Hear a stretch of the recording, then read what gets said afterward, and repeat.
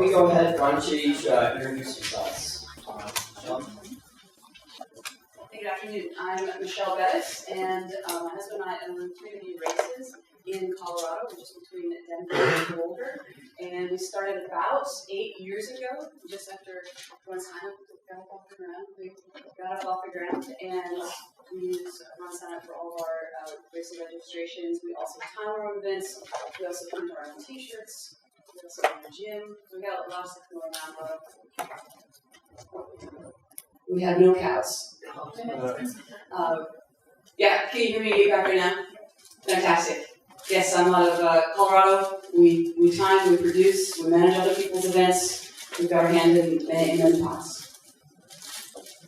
That was a Colorado joke. What is it?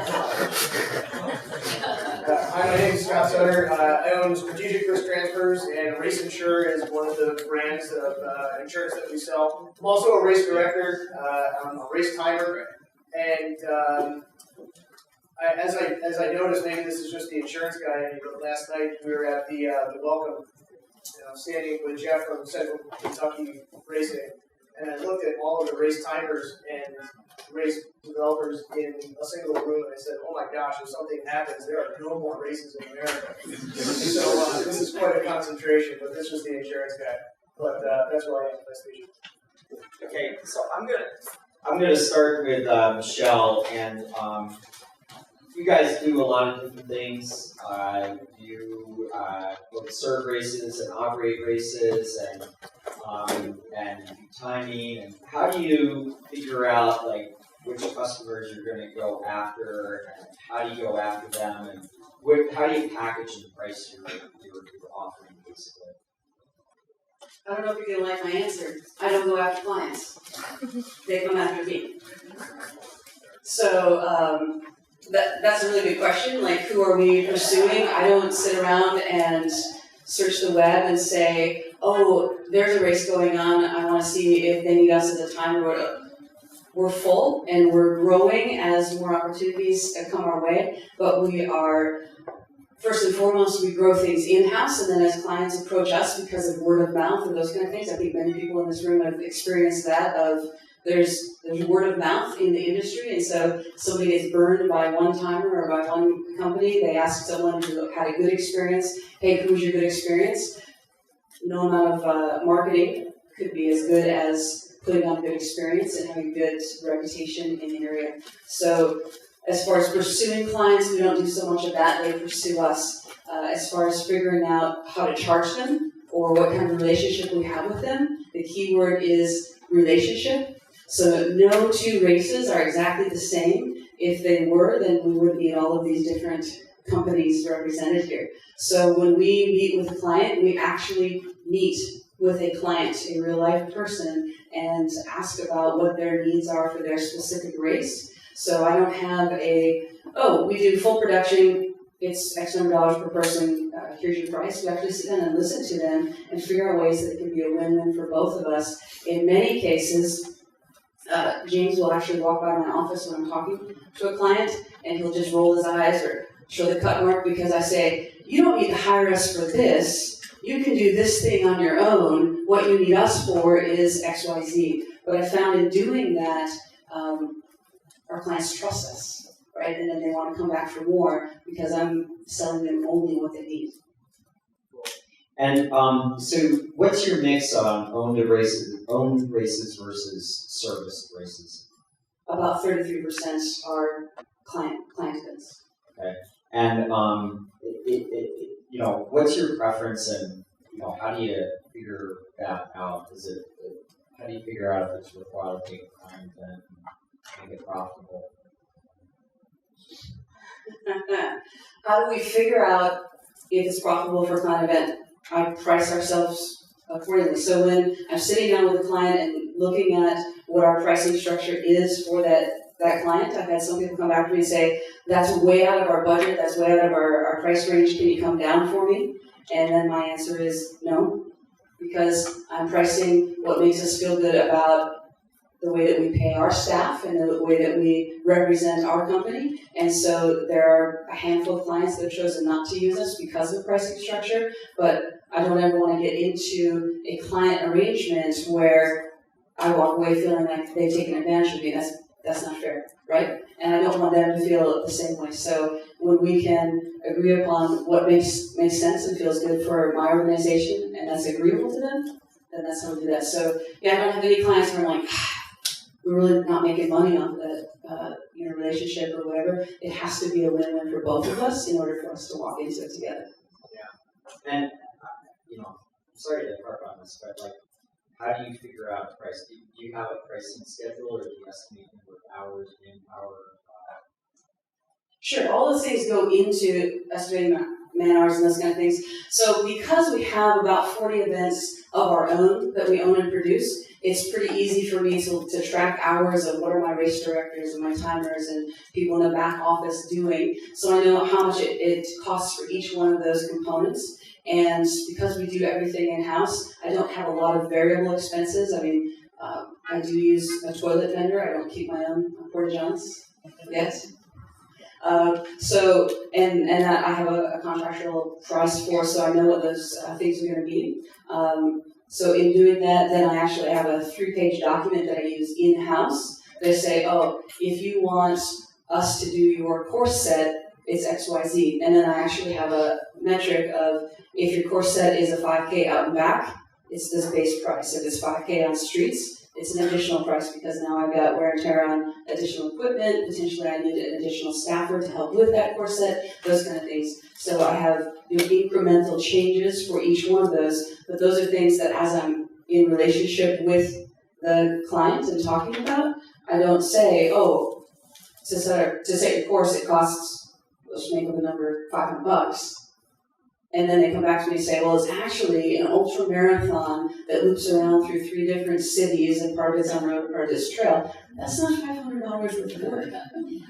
It's $510 worth of work.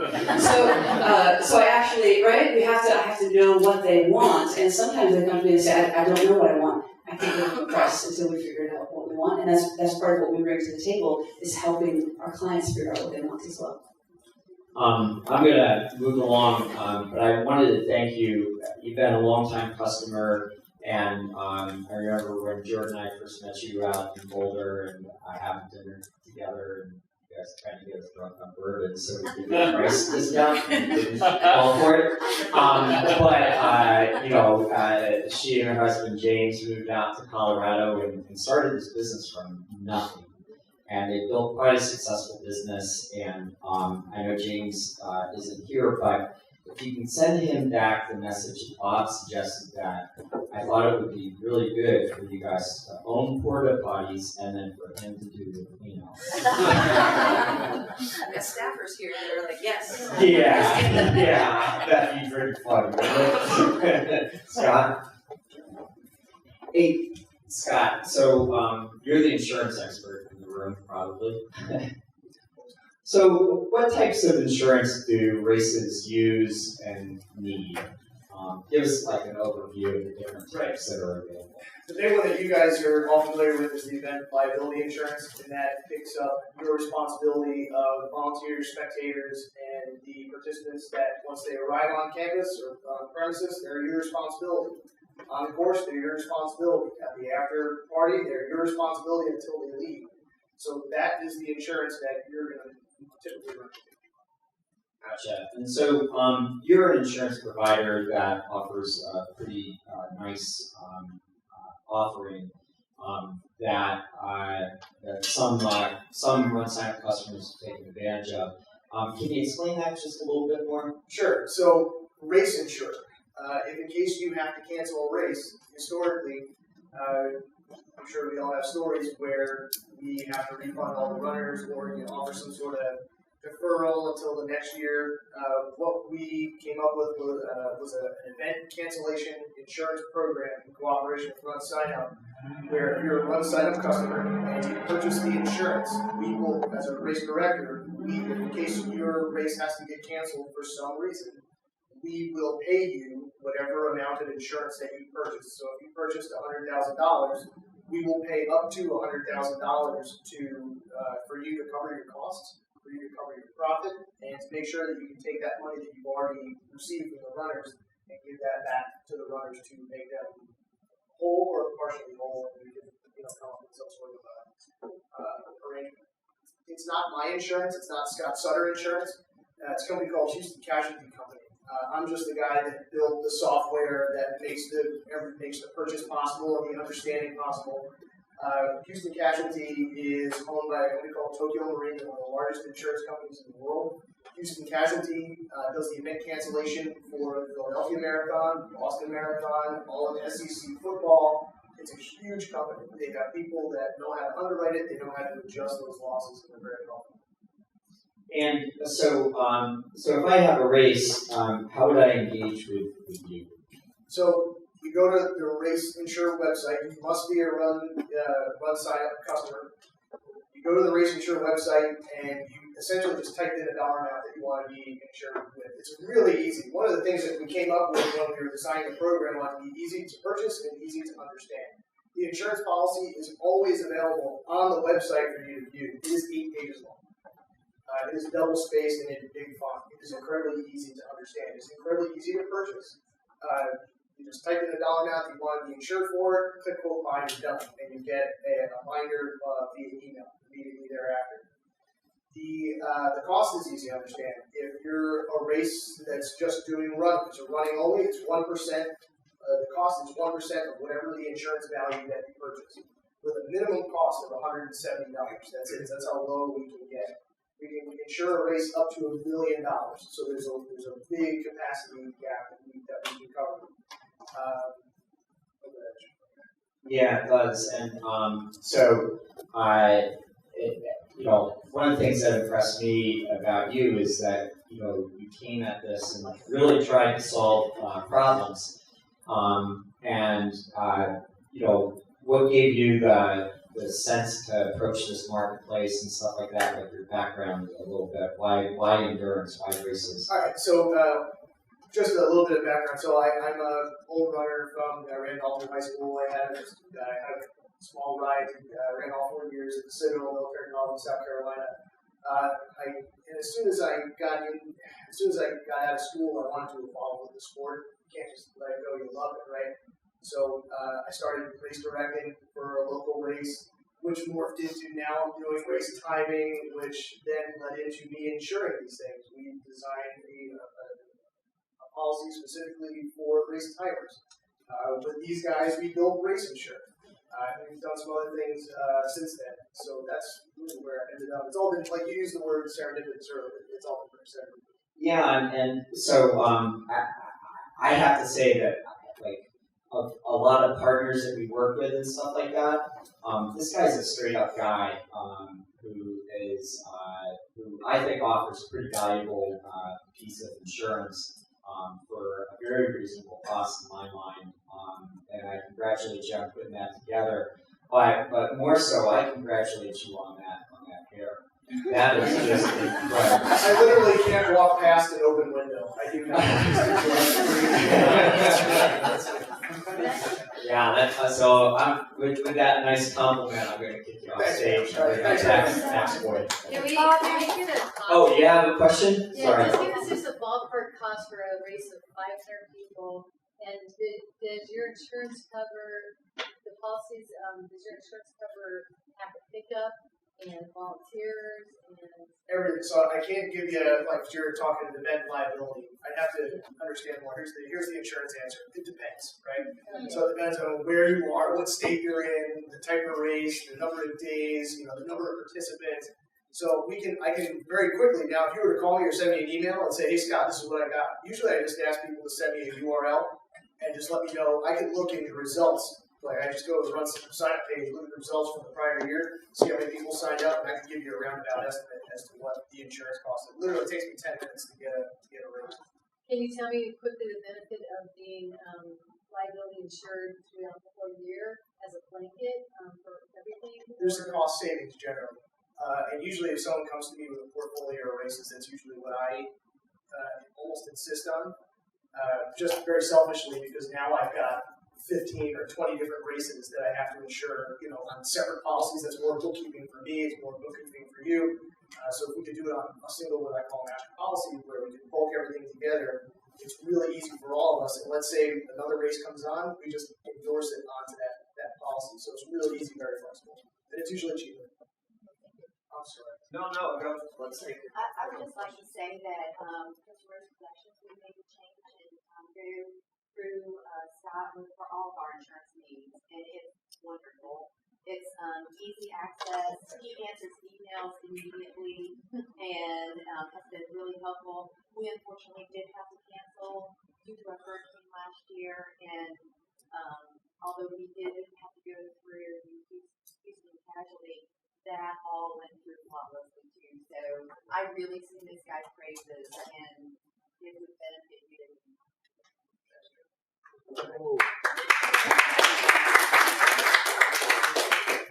Who would ever imagine insurance guy getting caught?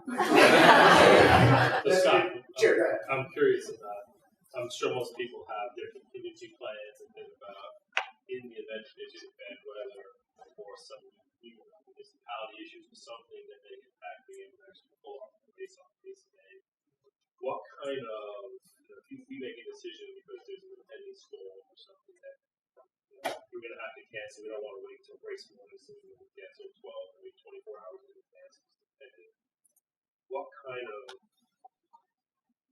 documentation obviously don't know if there's a storm, and I'm just thinking, would they ever come back and question our reason, question, bring that our judgment into question and say, no, we're not going to pay off? Well, I'll use Joe as an example.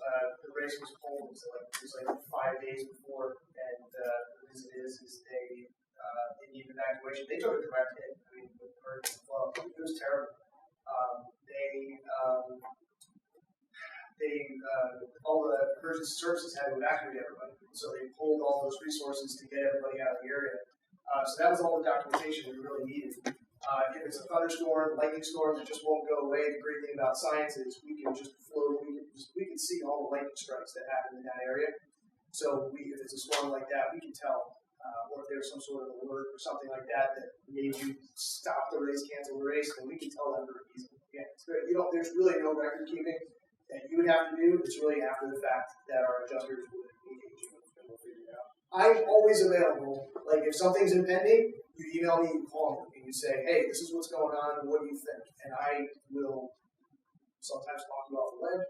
Other times I will just work you through the problem, and we can figure out, and I'll let the adjusters know. There's been times where during the campfire out in California, we had a $300,000 race that we almost paid out because 2 bridges were turned up to nothing.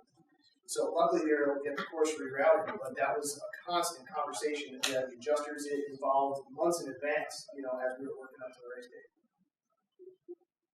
Sure. Sorry, so is there a time, I'm just curious, the time frame for the cancellation. Say a hurricane did, I had to postpone a race due to Hurricane Irma, my race in Florida Keys. You're not allowed to have, you're not allowed to use highways during a official, state of emergency, which is 90 days after the event. We chose to postpone. If I would have had insurance and that, the hurricane hit in September, and I'm within that 90 days where they were just sorry, it's federally illegal we can't give you a permit.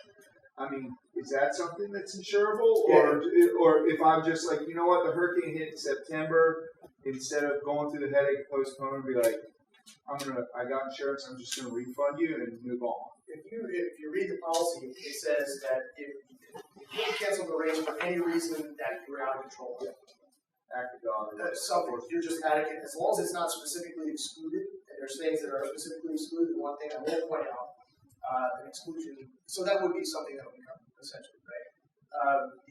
There's an exclusion that says if the condition exists at the time you purchase the insurance, it will be excluded. So, for instance, you've got there's a forest fire that's causing air quality conditions. If that exists at the time you purchase the insurance, there is potential that we can come back and say you knew the barn was on fire. You can't insure the barn when it's on fire. So that's called a pre-existing condition, and we can go back and exclude that. So what I tell people to do is, in order to avoid their exposure to that exclusion, is to buy the insurance early as you can and just get it out of the way. So this way it's done. One last question. We're in Alabama, and what if the forecasters get it wrong? Oh, those Our weather changes every hour, and so they'll predict, the house We is do all falling of that down. about the TV forecasting. Yeah. So what happens there? You call it off the night before because we're having, an Everybody's calling you. Everybody's an emailing you what's E5 going on. tornado in the morning, and you wake up and it's gone north of us. So those are one of the I feel them regularly, and I just tell people just to write it out. Just write out, because you can't make a call 48 hours. So you Unless make it's a situation. you make the decision in the morning to You can make it to be able to get the insurance. I tell people just to, because you never know really what's going to happen unless there's like some sort of state of emergency where you really just can't do it. And those are the situations where you give me a call. Those are situations where I get those phone calls 48 hours, 3 days in advance, where I will work through it. I'll get an adjuster involved. Let's get them involved. And so it's not just me telling you; it's the insurance company that's giving you the guidance. This way, it's them telling us. As we get blasted, they don't want to come down if the Sure. tornado's going to be taking place that next day. No, I would So they're like, if we're it's a not tailwind, traveling. it might help. And they're all screaming for the money back, but we do use the event insurance through RunSignup now for individuals. Sure. Thank you. So does your insurance have any limitations on like strollers and dogs, and also do you No. provide third-party certificates readily to other parties involved? My underwriters are cool with dogs and strollers for two reasons. Me, I can go back and I can talk to them and say, okay, hey, listen, this is what's going on. Strollers are going to be in the back. We can talk about the dogs. Personally and professionally, I tell people not to let dogs into races because they're animals. And you never know really how an animal is going to react in any given situation. You don't know how they're trained and whatnot. So I really try to tell people not to have dogs involved, unless it's a dog race. Unless it's a dog race. Where, hey, everybody's bringing their dogs. Yeah. Great, let's do it. I can do that, no problem. Stroller, same thing. Start in the back. I had our attorney draft some really specific language that addresses that. Because here's the really cool thing. So it's something that can happen where I bring my children to the race. Okay, so I'm their parent, I'm their guardian, but my son brings his friend who's 11 years old. I'm not the legal parent or guardian in Connecticut anyway. I'm not the legal guardian. So if you sign the waiver for that child, it doesn't stand up in court. That's an unwaivered child that you now have on the race course. So what I had our attorney do is address that. And what our waivers now do, and if you're a client, I'd probably broadcast this to you, wherein the person that signs the waiver, if they're signing the waiver for a child that's underage, that person indemnifies us as the race director.